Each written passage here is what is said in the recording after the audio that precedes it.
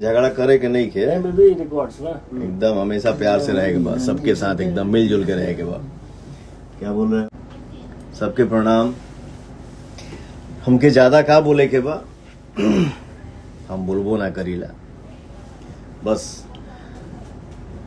अपन काम करे के बा। आप सबके प्यार मिलता, आशीर्वाद मिलता, दुलार मिलता, बस यही के कामना करीला कि हे प्रभु हमरे ऑडियंस के प्यार आशीर्वाद दुलार हमेशा हमके मिलत रहे। एक भाई गड़गड़ा तरह से सब क्रॉस कर जाई, काहे चिंता करत है? गजब प्यार मिल रहा है, मतलब तो हम काहे चुप रहिला? हम यही चलते चुप रहिला, बोलना की जरूरत का बा? गाना गावा, एक्टिंग कर, बस आप सबके बीच में जाए, आप सबके प्यार मिलता, आशीर्वाद मिलता, यही मिलता रहे, बस यही कामना है। तो करी ई का लिखले बा पगला? लकीर पर लकीर बनाते हुए मेरे शेर सिंह सरकार जी, लव यू बॉस।